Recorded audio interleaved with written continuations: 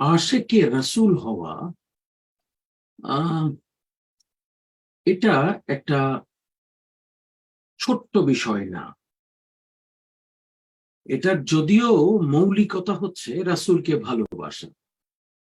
যিনি রাসূলকে ভালোবাসবেন, যিনি রাসূলের প্রেমিক হবেন, মূলত তিনি আশেকে রাসূল। এটা হচ্ছে এটার একেবারে এক কথায় উত্তর।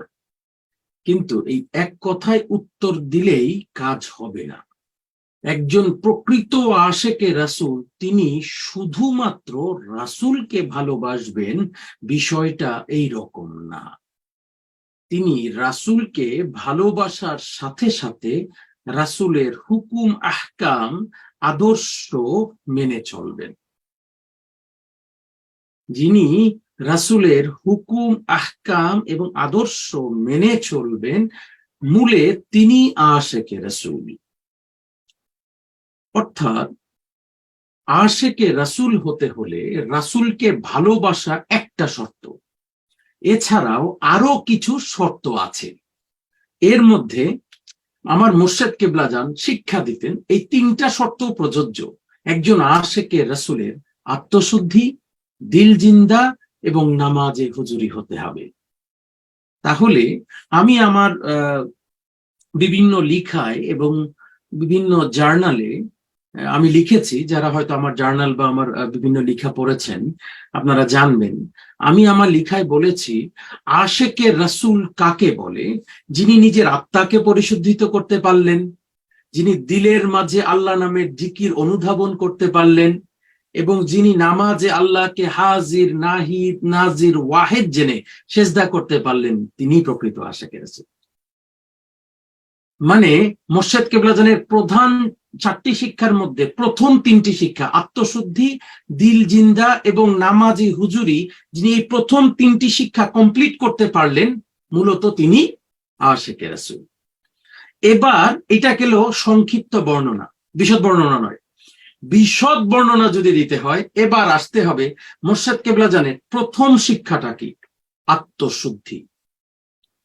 আত্মশুদ্ধি অর্থাৎ নিজের কুলসিত অন্তরকে পবিত্রিত করা অথবা নিজের আত্মাকে পরিশুদ্ধিত করা। আবার কেউ কেউ বলতে পারেন নিজেকে পরিশুদ্ধিত করা। আত্ম অর্থাৎ নিজ, আত্মা অর্থাৎ আত্মা।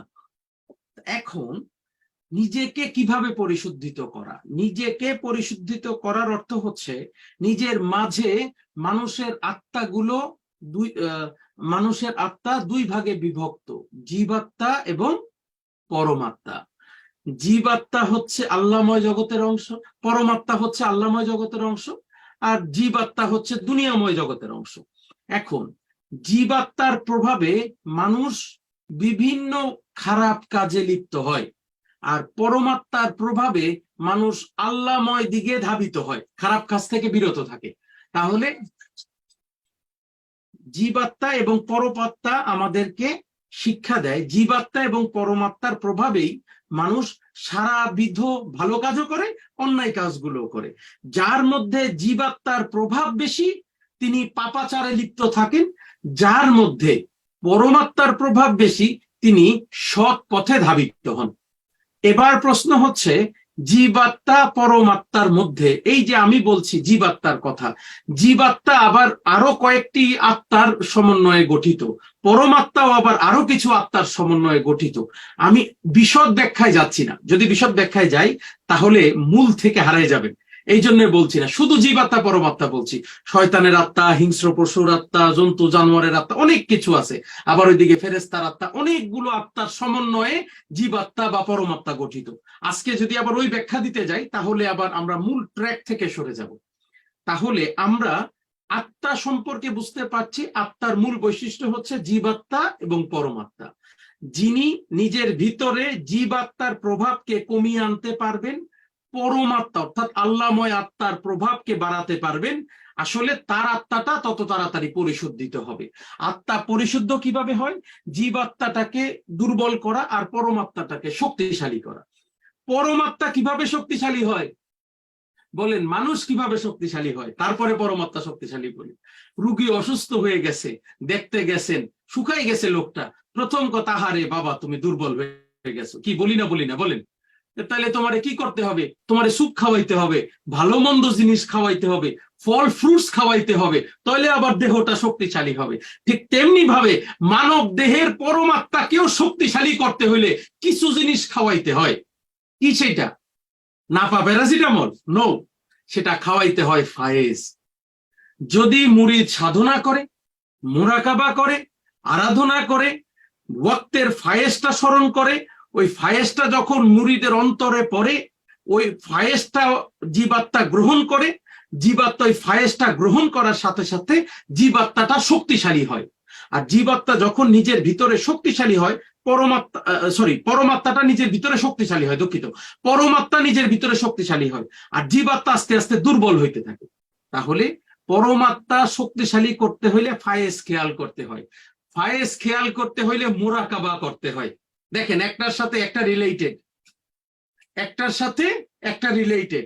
ফায়েজ খেয়াল করতে হইলে মুরাকাবা করতে হয়, মুরাকাবা করতে হইলে আগে আপন মুর্শিদের আনুগত্য করতে হয়, রাসূলের আনুগত্য করতে হয়, আল্লাহর আনুগত্য করতে হয়।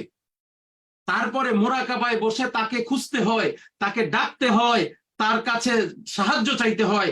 যখন মহান রব্বুল আলামিনকে আমরা খুঁজি, ডাকি, সাহায্য চাই, তখন মহান রব্বুল আলামিনের কাছ থেকে ফায়েজ অবতীর্ণ হয়।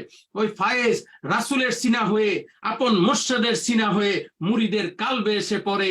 মুরিদের কালব থেকে ওই ফায়েজ মুরিদের ভিতরের ময়লাগুলোকে দূর করে, জীবাত্মাকে শক্তিশালী করে, আর পরমাত্মাকে শক্তিশালী করে, আর জীবাত্মাকে দুর্বল করে দেয়।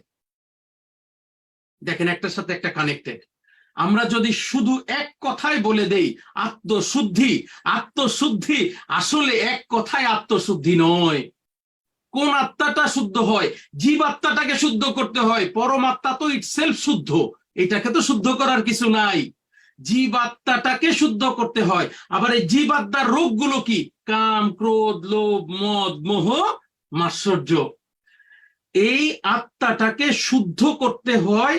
অতঃপর যখন আত্মাটা পরিশুদ্ধ হয়, তখন দিলের মাঝে আল্লাহ আল্লাহ আল্লাহ আল্লাহ আল্লাহ আল্লাহ আল্লাহ আল্লাহ আল্লাহ জিকির অনুভূত হয়। কি বলেন, হয় না? হয় না? হ্যাঁ, পাপ করলে দেখবেন জিকিরটা বন্ধ হয়ে যায়, কারণ অপরিশুদ্ধিত হয়ে যাচ্ছে। আবার যখন তওবা করে আল্লাহর কাছে ক্ষমা চাইবেন, দেখবেন আবার নিজের ভিতরে আল্লাহ আল্লাহ আল্লাহ আল্লাহ জিকির হয়। আমার মুর্শিদ কেবলা, আমাদের মুর্শিদ কেবলা জান শাহ দেওয়ান বাগী রাহমাতুল্লাহ আলাইহি, তার ডান হাতের শাহাদাত আঙ্গুলি মোবারক দ্বারা আমাদের সিনায় যখন আঙ্গুল দিয়েছেন, এবং মুর্শিদ পরবর্তীতে আমি আপনাদেরকে অনলাইনে অথবা বাস্তবে যখন আঙ্গুল দিয়েছি, আপনাদের কালবে যে আল্লাহ নামের জিকিরের স্পন্দন হচ্ছে, আপনি পাপ করলে দেখবেন বন্ধ হয়ে যায়, আবার দেখবেন পাপ থেকে দূরীভূত হইলে এটা আবার চালু হয়ে যায়। তাহলে আপনাকে বুঝতে হবে, আত্মাটা যদি পরিশুদ্ধ থাকে জিকির কন্টিনিউ থাকবে, আত্মা যদি অপরিশুদ্ধ থাকে আবার জিকির বন্ধ হয়ে যাবে। একটার সাথে আবার একটা কানেক্টেড। আল্লাহ নামের জিকির হইল, এইবার যার আনুগত্য করি তার কদমে একটা সিজদা দিতে মনে চায় না বলেন? যার আনুগত্য করি, যেই মহান রব্বুল আলামিন আপনার আমার মালিক, সৃষ্টিকর্তা, লালন কর্তা, পালন কর্তা, যিনি আপনার আমার মালিক আর আমি তার গোলাম, সেই মালিকের কদম মোবারকে একটা সিজদা দেওয়ার দরকার আছে না নাই? এইবার আল্লাহ নামের জিকির সিনায় জারি করলেন, এবার সিজদা দিবেন না? এইবার সিজদা দেওয়ার জন্য নামাজে দাঁড়িয়ে আল্লাহকে হাজির নাজির ওয়াহিদ জেনে ওই আল্লাহর নুরানিময় কদম মোবারক স্মরণ করে মুরিদ যখন সিজদায় গিয়ে বলবে, আমি অবনত শিরে তোমার কদম মোবারকে আমার মাথা ঠেকাই, তোমারকে আমি আনুগত করি, তুমি দয়া করে আমাকে মাফ করে দাও। এই তিনটা গুণ হইতে হবে, যা যিনি আত্মাকে শুদ্ধ করবেন, যিনি দিলের মাঝে আল্লাহ নামের জিকিরকে অনুধাবন করবেন, এবং যিনি নামাজে আপন মালিককে সিজদা দিতে পারবেন, তিনি প্রকৃত আশেকে রাসূল। আমি কি বুঝাইতে পারলাম না? একটু কঠিন লাগলো? জানি না কঠিন লাগলো না সহজ লাগলো, তবে এইটাই প্রক্রিয়া। এখন কোন ব্যক্তি যদি বলেন আমি রাসূলকে ভালোবাসি, রাসূলকে ভালোবাসে না এমন কোন মুসলমান দেখাইতে পারবেন? ম্যাক্সিমাম জায়গাতেই এমন কোন মুসলমান দেখানো যাবে না। হাতে গোনা কয়েকটা মানুষ হয়তো রাসূলকে ভালো না বাসতে পারে, বাট ম্যাক্সিমাম মুসলমানই রাসূলুল্লাহ সাল্লাল্লাহু আলাইহি ওয়াসাল্লামকে ভালোবাসে। এখন চোরও রাসূলকে ভালোবাসে, কিন্তু তিনি চুরি ছাড়তেছেন না, তাহলে কি এই ভালোবাসার মূল্য আছে? হ্যাঁ, ডাকাত, তিনি ডাকাতি ছাড়ছেন না, অথচ তিনি বলেন আমি রাসূলকে ভালোবাসি, বলেন এই ভালোবাসার কোনো মূল্য আছে? একজন সমাজের চিটার বাটপার, যিনি মানুষকে চিটারি বাটপারি করেন, তিনি বলেন আমি রাসূলকে ভালোবাসি, অথচ তিনি চিটারি বাটপারি ছাড়েন নাই, বলেন আসলে কি তিনি রাসূলকে ভালোবাসার এই ভালোবাসার মূল্য আছে? মুখে ভালোবাসা নয়, ভালোবাসার সাথে যদি রাসূলের চরিত্রটা নিজের মাঝে ধারণ করা যায়, রাসূলের চরিত্রে নিজেকে চরিত্রবান বানানো যায়, আপন মুর্শেদের আদর্শে নিজেকে আদর্শবান বানানো যায়, তাহলেই তিনি মূলে প্রকৃত আশিকে রাসূল। তাই এই প্রকৃত আশিকে রাসূল হওয়া, আমরা যারা নিজেদেরকে আশিকে রাসূল বলি, তাদের জন্য অবশ্যই করণীয় বিষয়। আমার মুর্শেদ, আমাদের মুর্শেদ শাহ দেওয়ান বাগী রাহমাতুল্লাহ আলাইহি, তিনি আমাকে বলতেন একটা কথা, খুব সহজ করে হাসতে হাসতে বলতেন, গোসল করবা, হাঁটু পানিতে নাইমা গোসল কইরো না, গোসল ওইটা হয় না, গোসল করলে গলা পানিতে নাইমা গোসল কইরো, তাহলে গা ভিজবে, গার ঘষা মাজা করতে পারবা, গাটা পরিষ্কার হবে। আর হাঁটু পানিতে গোসল করলে আধা গা ভিজবে আর তুমি হবা গাধা।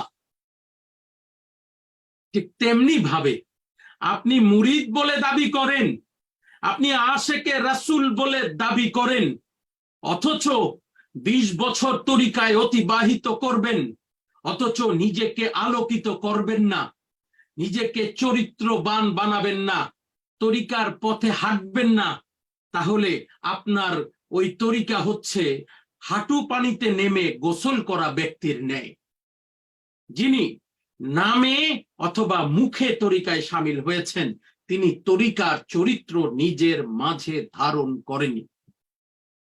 আল্লাহ তাআলা তার জামানায় যুগে যুগে নবী রাসূলকে পাঠিয়েছেন, এবং নবুয়তের যুগের পরে বেলায়েতের যুগে ওলি আল্লাহদেরকে পাঠাচ্ছেন, যাতে আমরা তাদের সংস্পর্শে এসে নিজেকে আলোকিত করি। আমরা ওলি আল্লাহর দরবারে যাই, ওলি আল্লাহর সংস্পর্শে বসি, তার কথা শুনি, তাকে ভালোবাসি, কিন্তু নিজেকে পরিবর্তন করি না। আমি আমার মতো ওলি আল্লাহকে চালাইতে চাই, আমি আমার জ্ঞানে ওলি আল্লাহকে চালাইতে চাই, আমি আমার চিন্তায় ওলি আল্লাহকে বিচার করতে চাই, তাহলে এটা ভুল কর। মনে রাখতে হবে, ওলি আল্লাহর ইচ্ছায় নিজেকে পরিচালিত করতে হবে। আপনি স্কুলে যান, শিক্ষকের ইচ্ছায় আপনাকে চললে আপনি ভালো ছাত্র হবেন। আর যদি আপনার ইচ্ছায় আপনি শিক্ষককে চালাইতে চান, তাহলে আপনার চেয়ে বোকা, আপনার চেয়ে কি বলে যে আপনার চেয়ে বোকা, আপনার চেয়ে অসুস্থ জগতে কোনো মানুষ খুঁজে পাওয়া যাবে না। ঠিক তেমনি ভাবে ওলি আল্লাহর কাছে এসে ওলি আল্লাহর রঙে নিজেকে রঙিন করতে হয়। যদি কোনো ব্যক্তি ওলি আল্লাহর রঙে নিজেকে রঙিন করতে পারেন, তিনি মুক্তিকামী হন, তিনি আল্লাহ ওয়ালা হন, তিনি আল্লাহর সন্তুষ্ট ব্যক্তি হন, তিনি মরার আগে মৃত্যু বিদ্যা অর্জন করতে পারেন, মৃত্যুর প্রস্তুতি নিতে পারেন। আর যদি কোনো ব্যক্তি ওলি আল্লাহর কদমে আসলেন কিন্তু আত্মসমর্পণ করলেন না, নিজেকে উজাড় করলেন না, নিজেকে কি করলেন, তার স্বকীয়তায় রেখে শুধু নামে নামে আশিকে রাসূল বললেন, নামে নামে আশিকে রাসূল জপলেন, বিশ্বাস করেন আল্লাহ আপনাকে নামে নামে আশিকে রাসূলই ভাববেন। তিনি আপনাকে নামের বাইরে নেবেন না। যেই দিন আপনার আমার ডাক চলে আসবে, ওই দিন আপনি আশিকে রাসূলের মতো মৃত্যুবরণ করবেন না, ওই দিন আপনি ওই নামে নামেই থেকে যাবেন। কবরে গিয়ে দেখবেন অন্য 10 জন, ওই অন্য 10 জন নয়, জাহান্নামীদের মতো আপনার অবস্থানও জাহান্নামেই আছে। সারা জীবন তরিকা করলেন, সারা জীবন আত্মসমর্পণের গল্প করলেন, অথচ নিজের ভিতরে তরিকা ঢুকাইলেন না, নিজের অন্তরে আত্মসমর্পণ করলেন না। তাহলে আপনি যতই তরিকার গল্প করেন না কেন, মালিকের কাছে এই তরিকা কবুল হবে। এই জন্যই আমার মুর্শেদ কেবলা যান আশেকে রাসূল হওয়ার কথা বলেছেন। আর এই জন্যেই আমি আমার প্রত্যেকটা কথায় আশেকে রাসূল বলতে শুধু রাসূলকে ভালোবাসা বলি না, আমি বলি রাসূলকে ভালোবাসতে হবে, পাশাপাশি তাকে আত্মশুদ্ধি, দিল জিন্দা এবং নামাজে হুজুরি, এই তিনটি জিনিস ফলো করতে হবে। এই তিনটি জিনিস তিনি যদি শিক্ষা অর্জন করেন, তিনি প্রকৃত আশেকে রাসূল।